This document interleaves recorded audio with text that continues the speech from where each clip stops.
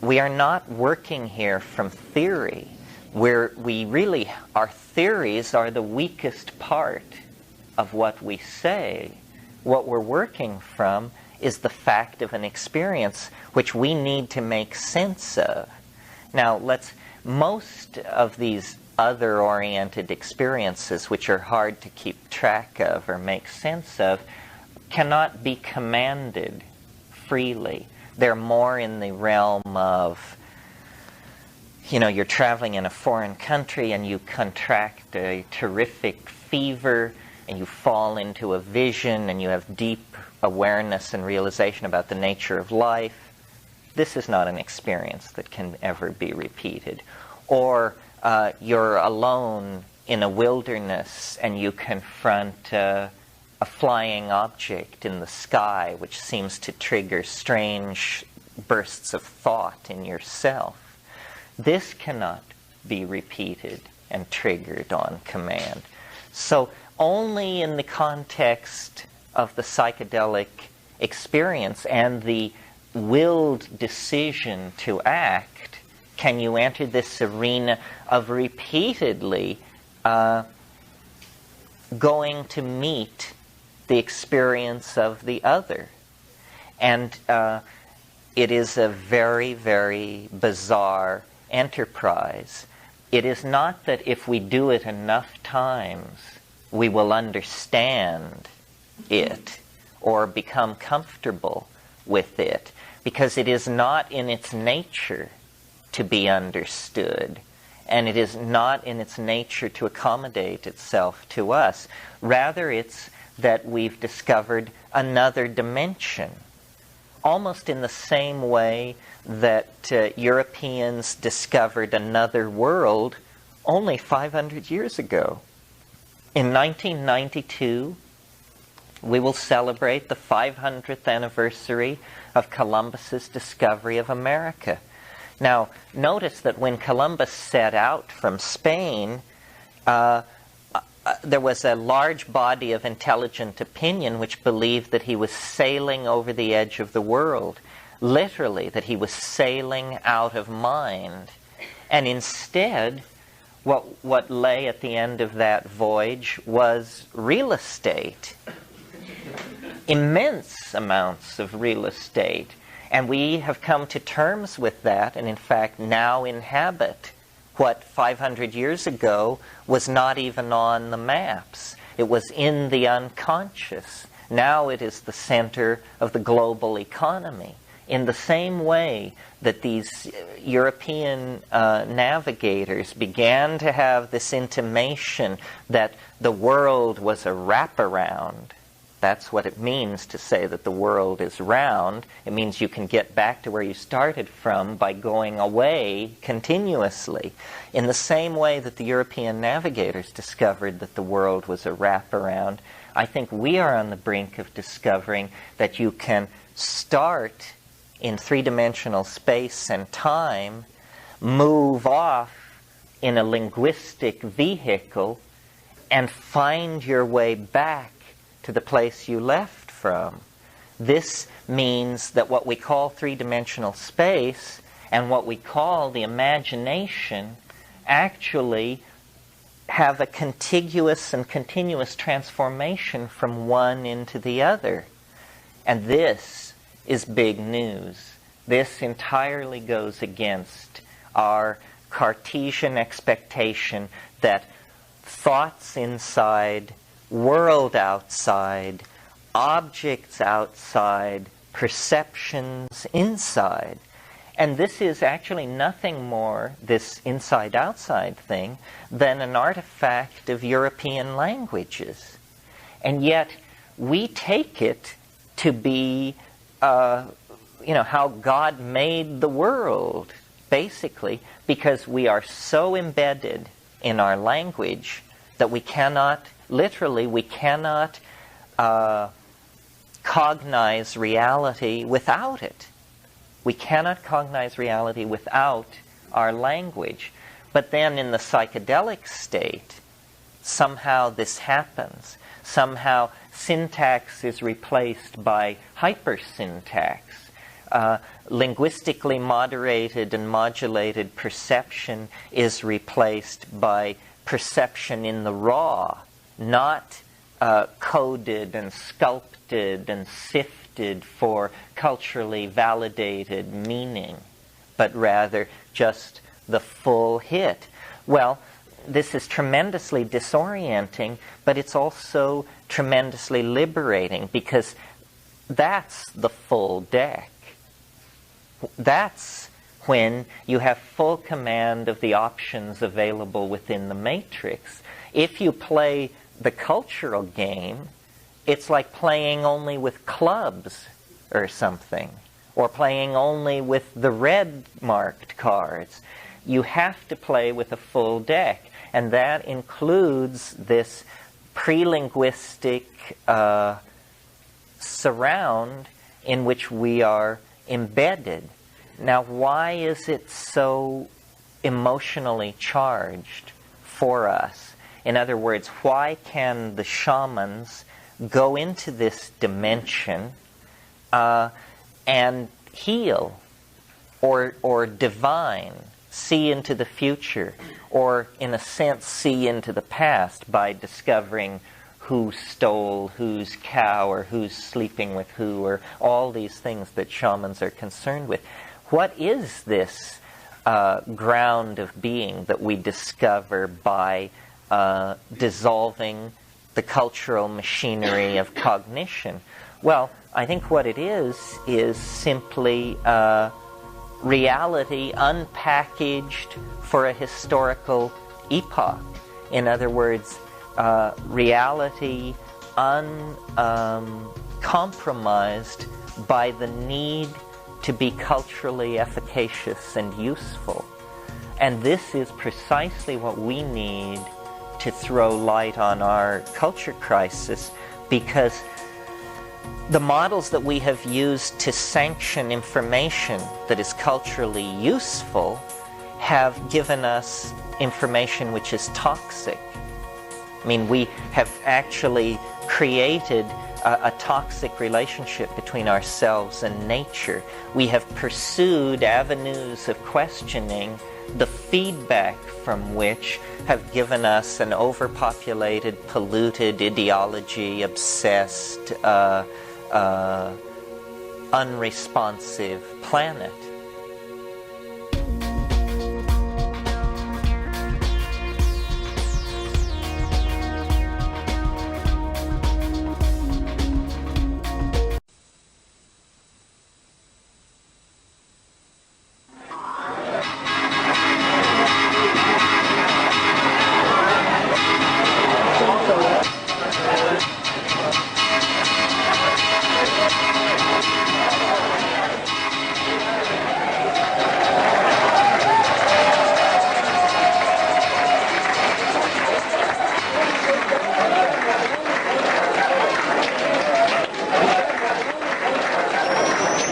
Hey, what do you say?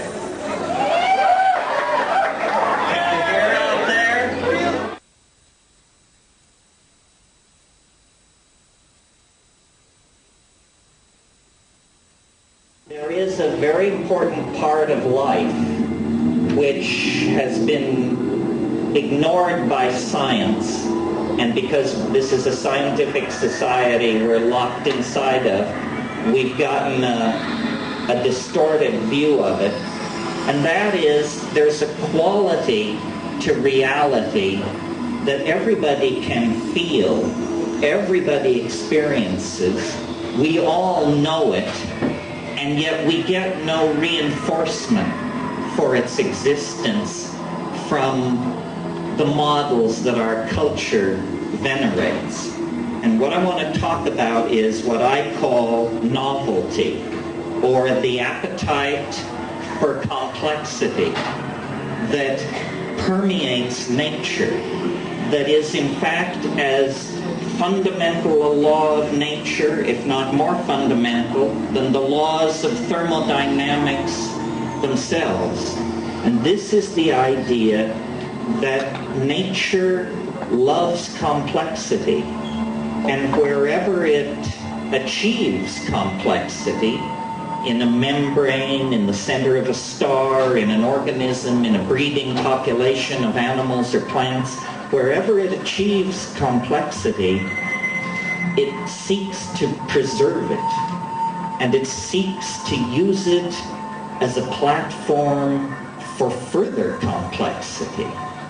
This is what the universe is. It's a complexity-generating engine of some sort, on all levels, not only in biology, but in physics. If you look backward in time, the universe becomes more simple.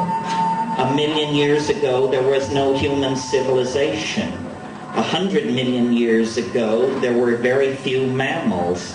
1 billion years ago, life had yet to emerge onto the land. 5 billion years ago, the planet itself was in the process of condensing.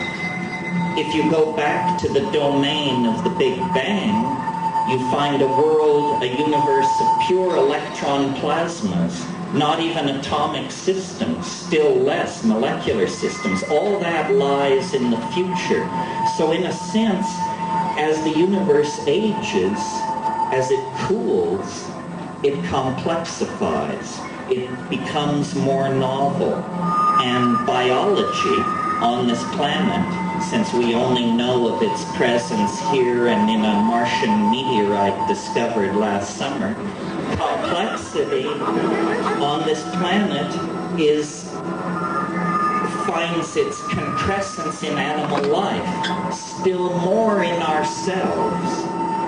The reason I mention this is because the scientific model of reality tells you that we are the chance-created witnesses of an essentially valueless universe. Chance and necessity. This is the chant of science. But looking at the record, it appears nature favors organization, favors complexity, and therefore favors ourselves. Because we represent animal complexity plus culture, plus phonetic alphabets, plus high technology.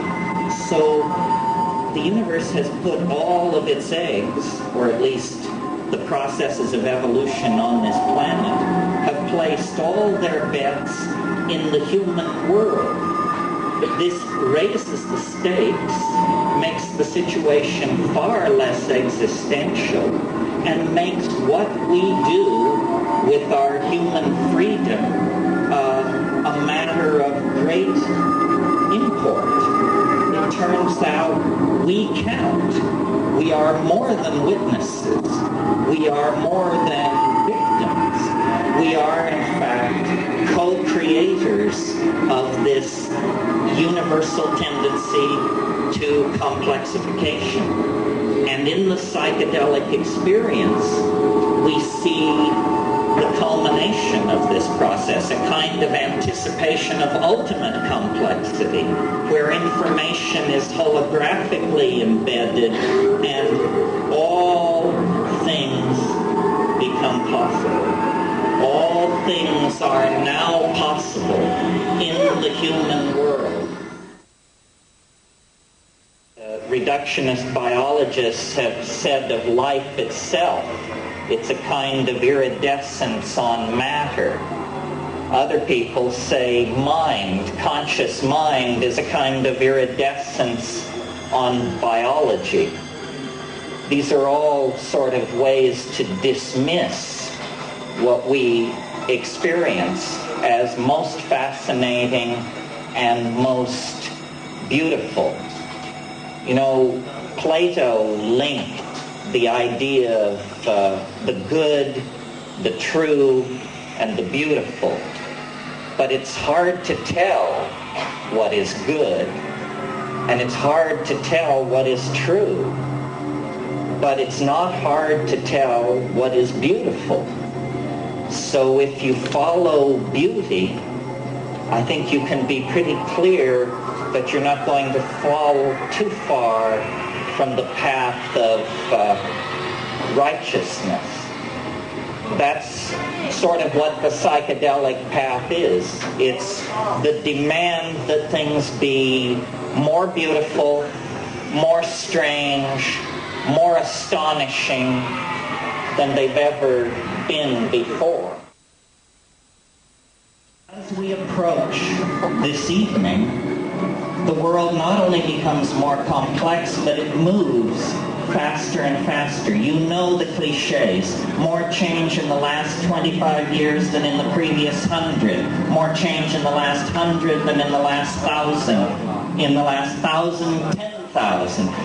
Who can look at this process and assume it will ever stop? But who has looked at this process and asked themselves what will happen if it doesn't stop? Because if there has been more change in the last 20 years than in the previous 100, then in the next 5 there will be more change than in the last 1,000. And eventually you get to the notion of a universe that undergoes half of its evolutionary unfolding in the last hour and 35 minutes of its existence.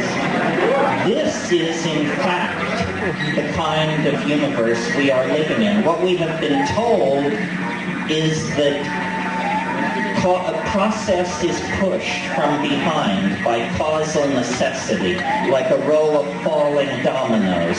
Cause precedes effect. This is half the story. Half of what you see going on is simply the unfolding of causal necessity. But at a deeper level, the future is not simply empty space-time into which we are expanding. The future is pulling us toward itself. There is what I call the transcendental object at the end of time, or the eschaton, which means the last thing.